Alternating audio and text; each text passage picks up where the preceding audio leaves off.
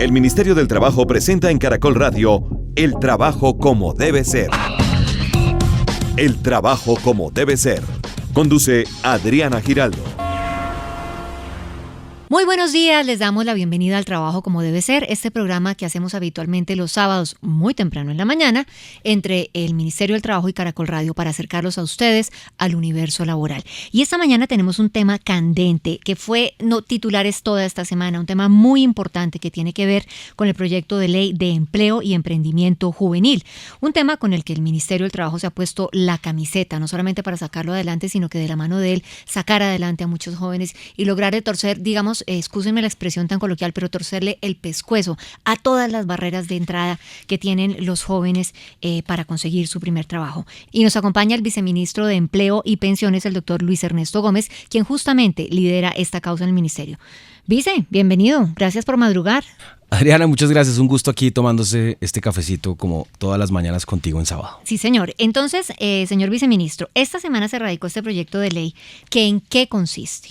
Bueno, Adriana, el proyecto de ley tiene 4 ejes fundamentales. Uno, que es el que más se ha dado a conocer, que es el de la libreta militar, es decir, que la libreta militar deje de ser un requisito para que los jóvenes empiecen a trabajar. Se les da un periodo a los jóvenes para formalizar su situación militar, pero sin que sea una barrera de acceso al trabajo. Otro componente muy importante de la ley es, hay jóvenes que no quieren buscar empleo, sino quieren ser emprendedores, muchos de estos en el campo, y para ello se crea todo un marco, Capital Semilla, un fondo de Capital Semilla especial para emprendimiento joven y de beneficios tributarios. Es el segundo pilar, y de beneficios tributarios, jóvenes emprendedores. Para los jóvenes que sí quieren buscar un empleo en empresas privadas, pues estamos generando un beneficio de descuentos en cajas de compensación familiar para que sea más económico contratar a un joven sin experiencia que a una persona no joven, que ya tenga experiencia, para estimular en las empresas privadas la contratación de jóvenes. Y el cuarto pilar es justamente que en el Estado, que es donde es más difícil que un joven sin experiencia consiga trabajo, pues que ahí empiece el ejemplo en casa, y que a través de distintas líneas de pasantías pagas, de programas de ascenso rápido en empresas industriales y comerciales del Estado como Ecopetrol, EPM, ETB, pues los jóvenes puedan hacer carrera en el Estado y que el Estado se beneficie de esos jóvenes talentos, jóvenes innovadores en las empresas y en las entidades públicas. Empleo y emprendimiento juvenil, esta mañana en el Trabajo como debe ser. Llame desde su celular a la línea 120 de Colabora, el servicio de atención y orientación al ciudadano del Ministerio del Trabajo, y denuncie cualquier violación de sus derechos laborales. Esta mañana en el Trabajo como debe ser estamos hablando del proyecto de ley que se radicó esta semana sobre empleo y emprendimiento juvenil, y lo estamos haciendo pues nada menos con el líder de esta área, el viceministro de Empleo y Pensiones, el doctor Luis Ernesto Gómez. Señor viceministro, entonces, primer tema, libreta militar, un requisito sin el que los jóvenes no podían acceder al empleo. ¿Cuáles son las modificaciones? ¿En qué va este tema? Bueno, hoy la ley 48, que sigue vigente, hay que decirlo, exige que una persona que busca empleo, un varón mayor de edad que busca empleo, debe presentar la libreta militar como un requisito para trabajar en una entidad pública o una entidad privada. El primer beneficio es que se dice no va a ser un requisito para empezar a trabajar. Se le dice al joven, empiece a trabajar. Usted tiene 18 meses para regularizar su situación militar. ¿Qué vamos a hacer? Le decimos, empiece a trabajar, tiene un ingreso, le vamos a hacer descuentos en las multas, porque hay jóvenes que acumulan muchas multas, entonces descuentos hasta el 80% en las multas y el 60% en la cuota de compensación militar, para que sea un monto manejable. Eso se puede pagar de manera diferida y por descuentos de nómina. Eso es un componente. Lo segundo, que se reduce la edad de reclutamiento de 28 a 24 años, es decir, cualquier persona que hoy y que tenga 24 años, pues ya va a saber que el ejército no lo va a requerir, y que por ende lo que debe hacer es acercarse y regularizar su situación militar. Y el tercer componente de este capítulo, llamémoslo así, de libreta militar, es que le damos todo tipo de facilidades de pago a los jóvenes, pero también les ponemos unas reglas. Si no cumplen, digamos, si les damos la posibilidad, les damos los beneficios, les damos los descuentos, y no nos cumple, pues entonces se convierte en una causal de justo despido el que el joven no le cumpla a la empresa en esos 18 meses llegar con su libreta militar y su situación militar resuelta. Por supuesto que nosotros estamos del lado de los jóvenes que están buscando empleo y estamos, digamos, haciendo la fuerza también con usted, liderando esta nueva determinación, este nuevo rumbo para precisamente la consecución. Pero hay un tema que nos parece importantísimo que nos cuente, y cómo ha sido este debate con el ejército, porque entendemos que para ellos es un tema candente. Bueno, esto ha sido algo que en muchas ocasiones se ha discutido, se han buscado fórmulas y no ha habido posibilidades de consenso. Yo creo que lo que ha facilitado la discusión en esta ocasión es que el país está en el marco de un proceso de paz, que a pesar de que hoy se requieren alrededor de 100.000 jóvenes, 95.000 para ser exacto, jóvenes que presten el servicio militar obligatorio, pues que el ejército también está repensando las maneras de actuar y de ver a los jóvenes, y que esos jóvenes que son ese nuevo país que busca el presidente Juan Manuel Santos, pues tengan oportunidades. Entonces, a pesar de que había una resistencia inicial por una instrucción que dio el mismo presidente Juan Manuel Santos en el marco de varias reuniones, dijo, encuéntrenle una salida, pues hubo la mayor disposición del parte del Ministerio de Defensa y también del general a cargo de reclutamiento. En fin, sabemos que el papel todo lo resiste. En teoría el mundo es feliz, tiene carita feliz, pero en la práctica queremos ilustrar precisamente ese tema de la libreta militar con un testimonio real, y es el de Martín Emilio Rodríguez. Él estudió ciencia política en la Universidad Nacional. Martín, bienvenido. Usted tiene nombre de campeón, ¿no? Sí, ese fue el nombre que me puso mi papá. ¿Le ha tocado que pedalear durísimo con el tema de la libreta militar en su vida todo el tiempo, campeón de montaña? Sí, no en bicicleta, pero sí dándole muy duro para poder ejercer mis derechos. Cuéntenos cuál es su historia. Usted se declaró objetor de conciencia para prestar el servicio militar. Explíquenos pues brevemente para el común de la gente esto qué es y por qué, cuáles son sus motivaciones. Pues básicamente yo acudí al derecho que está en la Constitución, artículo 18, que habla de que no podemos ser obligados a actuar en contra de nuestra conciencia, y cuando se habla de conciencia se habla de las creencias de las personas. O sea, el Estado no puede obligar a las personas a actuar en contra de la conciencia. En ese sentido, digamos, respaldado en esa situación, pues decidí exigir mi derecho a no participar de la guerra. ¿Por qué? ¿Qué lo motivó, Martín? Pues básicamente, pues como muchos jóvenes en el país y muchas familias, tuvimos pérdidas muy fuertes en nuestra familia por el tema de la guerra. 2 de nuestros hermanos menores, de hecho, pues fueron violentamente muertos en Medellín. Esto llevó a mi familia pues a una situación de desplazamientos y todo el asunto intraurbanos, y ya posiciones concretas de decidir no participar de la guerra. En el caso del Estado, que es el que lo obliga a uno por ley, decidí desobedecer esa obligación, y en el caso de los grupos armados ilegales, definitivamente no meterme con ningún tipo de grupo armado. Y creo que empecé mi servicio social desde ese momento con muchos otros jóvenes. O sea, yo vengo, desde que me declaré objetor de conciencia, haciendo trabajo de defensa de derechos de los jóvenes. Y usted decide entrar a la Universidad Nacional. ¿Se pudo graduar? No me pude graduar de la Universidad Nacional porque efectivamente la libreta militar es uno de los requisitos dentro de la Ley 48 para poder tomar un grado profesional, ¿sí? O sea, eso ya cambió en diciembre pasado con la Ley del Marco Jurídico para la Paz. No obstante, pues hasta el momento no había podido graduarme pues de la universidad. Uh-huh. En este momento estoy haciendo pues el trámite de grado para poder terminar y poder obtener mi título profesional como politólogo. Señor viceministro Luis Ernesto Gómez, viceministro de Empleo y Pensiones del Ministerio del Trabajo. A la luz de este proyecto de ley que se ha radicado esta semana de empleo y emprendimiento juvenil, ¿cómo puede cambiar positivamente la situación de Martín? Suponemos que usted tiene una deuda gordísima, ¿no? Además con el Estado, con el Ejército, porque eso tiene intereses moratorios, ¿no? Pues nunca le he preguntado, pero debe ser una Corre el riesgo de saber. Pues tenemos a muchos jóvenes. Te digo, Adriana, se trata de 565.000 jóvenes entre 18 y 28 años que no han resuelto situación militar y que, como Martín, seguramente acumulan muchas multas. El Ministerio del Trabajo no puede mirar hacia otro lado, tiene que mirar hacia una problemática que es real, poner el debate sobre la mesa. Sabemos que pisa muchos callos, pero es nuestra responsabilidad. Si queremos construir un país y un país en paz, pues tenemos que comenzar por abrir las puertas y solucionarle y darle fórmulas de solución a estos jóvenes. Entonces, en el caso de Martín, pues hoy no, corrijo, cuando la ley esté en vigencia, es decir, tan pronto hayan surtido los 4 trámites, que esperamos que no sean en más de 6 meses, pues tendrá la posibilidad de acercarse a una oficina de reclutamiento, renegociar lo que haya, recibir unos descuentos, como decíamos anteriormente, de hasta el 80% de las multas, del 60% de la cuota de compensación familiar, de compensación militar, y sobre esto negociar un plan de pagos que le permita regularizar su situación militar, porque la libreta militar seguirá siendo exigida en otros trámites. Uh-huh.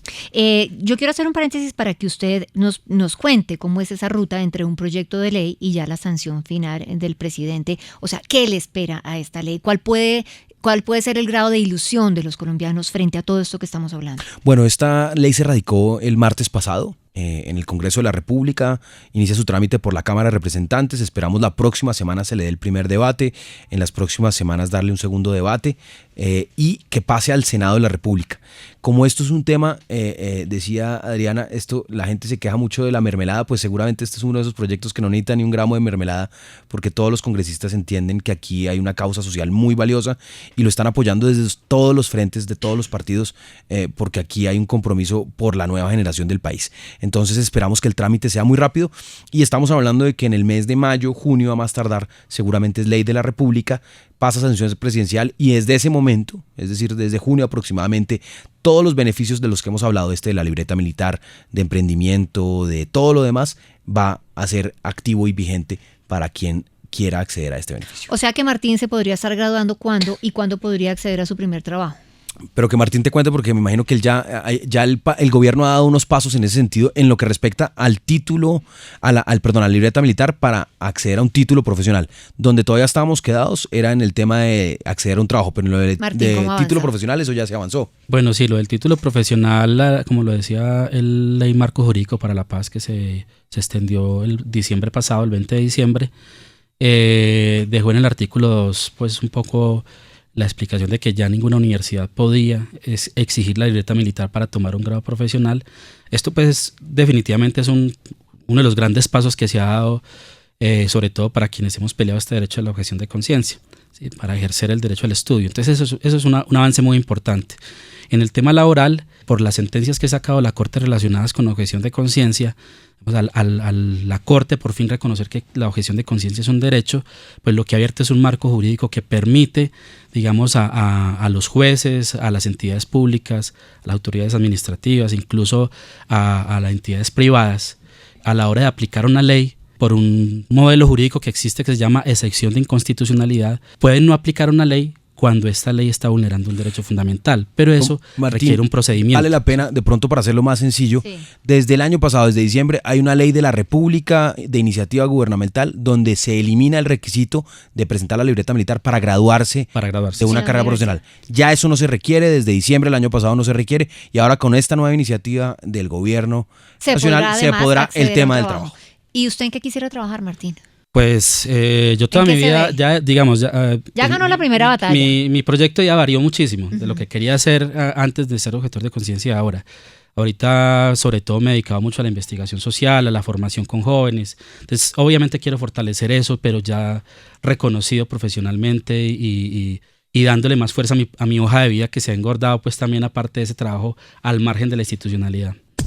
Señor empresario, hoy usted tiene la oportunidad de adecuar su mano de obra a la medida de sus necesidades. Con el programa 40.000 empleos, los jóvenes tienen trabajo y usted también gana. Inscríbase en su caja de compensación familiar. Señor viceministro Luis Ernesto, cuéntenos entonces cuál es el segundo eje temático de este proyecto de ley que se radicó la semana anterior, Ley de Empleo y Emprendimiento Juvenil. Pues es justamente ese que mencionas, emprendimiento. Muchos jóvenes no quieren buscar un empleo, muchos jóvenes quieren emprender, quieren ser generadores de empleo y por eso decimos hay que generar las condiciones y unas condiciones favorables para que lo hagan.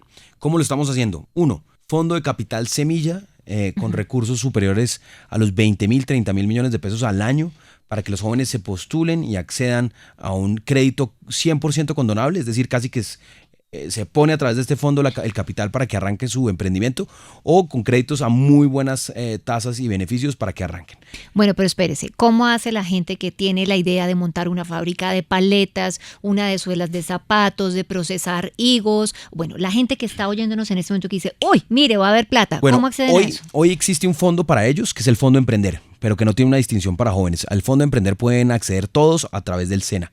Pero lo que estamos haciendo es diciendo, hagamos algo especial y algo especial para jóvenes y para jóvenes ojalá con énfasis en programas y proyectos rurales y en el campo. Claro. Porque allí no tenemos cómo ofrecerle empleo a los jóvenes, entonces queremos también darles muy buenas condiciones para que sean emprendedores y saquen nuestro campo adelante los jóvenes con su innovación.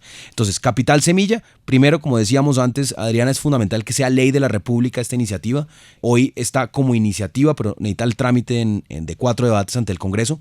Es decir, en junio podrán las personas postularse con un plan de negocios, con una idea, jóvenes, empresas jóvenes, para acceder a estos recursos. Segundo componente, para promover el emprendimiento entre jóvenes. Exención del pago de registro y de matrícula mercantil durante 3 años. Qué bien. Esto es muchas veces el cuello de botella. Una persona no tiene los 2 millones, los 3 millones de pesos que necesita para formalizar su empresa, pues aquí le vamos a hacer una exención a los jóvenes para que sean emprendedores. Y el tercero, pues unos beneficios ya contemplados en la ley 1429, descuentos de renta, descuentos que le permiten al joven arrancar su empresa con buenos con buenos indicadores muy favorables para que pueda competir en un mercado que es difícil claramente. Hablemos del tercer eje temático. El tercer eje temático, tenemos que el ejemplo comienza en casa. Los jóvenes trabajando en el Estado, jóvenes talentos trabajando en el Estado. Entonces, no solo las empresas deben poner su granito de arena, nosotros también. Y en el Estado hay 2 formas de trabajar. Uno como funcionario público y otro como trabajador oficial. Esto nadie conoce esos términos, pero sí, para ponerlo en términos fáciles. Trabajador oficial es el que trabaja en una empresa del Estado. Ecopetrol, ETB, EPM, son empresas.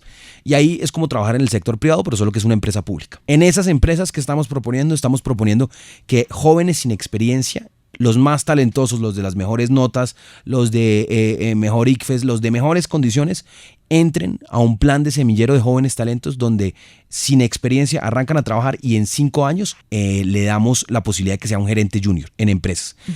Y el otro componente, los que llaman funcionarios públicos, que son los servidores públicos, que hay concursos de la Comisión del Servicio Civil en entidades como ministerios, alcaldías. A ellos, ¿qué les vamos a ofrecer? Les vamos a decir, muchos quieren hacer prácticas laborales en la fiscalía, prácticas laborales en los ministerios, en el Congreso.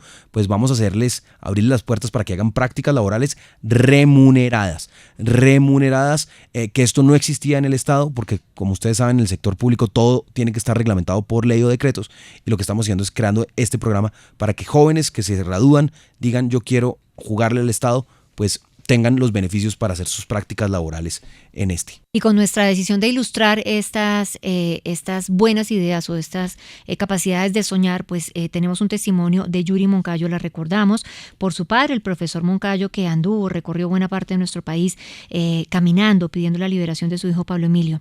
Yuri es técnica en criminalística y está en 2º año de Derecho. Gracias por estar con nosotros, Yuri. ¿Cómo es su historia? ¿Cómo le ha ido a usted con todas estas dificultades que ha enfrentado su familia como víctima de la guerra en el tema específico que estamos hablando en el día de hoy de la consecución de empleo? Bueno, muy buenos días, gracias por la invitación.